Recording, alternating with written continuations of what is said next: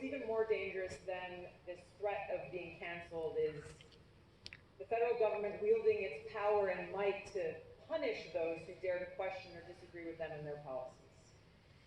I'll give you one example.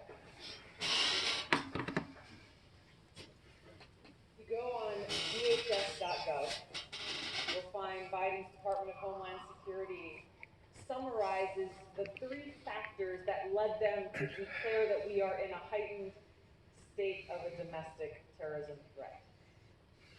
The first of those 3 factors is, quote, the proliferation of false or misleading narratives, which sow discord or undermine public trust in U.S. government institutions. I want to read that again because it's important. The proliferation of false or misleading narratives, which sow discord or undermine public trust in U.S. government institutions. Number 1 factor. If you replace the word U.S. government with the word church, we can see how those in power see themselves as the high priest in a secular theocracy. This explains why they see those who disagree with them as heretics.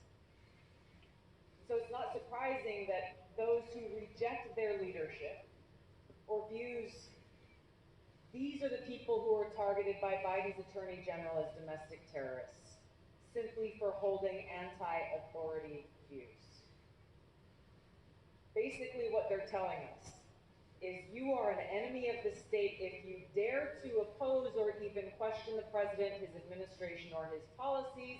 Shut up, step back, fall in line, or we're coming after you.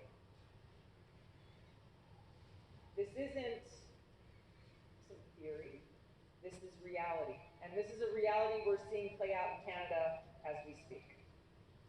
You have the autocratic leader in Canada who's resorted to genuinely authoritarian and tyrannical means to suppress a peaceful mass protest against the power elite there. Everything that we see happening up north, everything from the execution of emergency powers, to the freezing of bank accounts, the seizure of children from parents, the destruction of livelihoods and small businesses, all of these things could happen here. So the question I ask myself in confronting all this is, what are they so afraid of? Who are they afraid of? You know the answer, it's simple. They're afraid of us. They're afraid of a free people. They're afraid of a free society.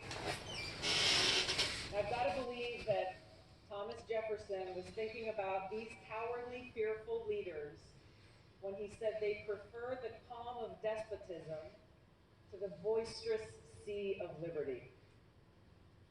They're afraid of the freedom that empowers each and every one of us to seek the truth, to speak freely, to question their decisions and their authority. They're afraid of losing power, knowing full well the intent of our founders when they wrote in the Declaration of Independence that governments are instituted among men, deriving their just powers from the consent of the governed, and that whenever any form of government becomes destructive of these ends, it's the right of the people to alter or abolish it and institute a new government. A government of the people, by the people, and for the people.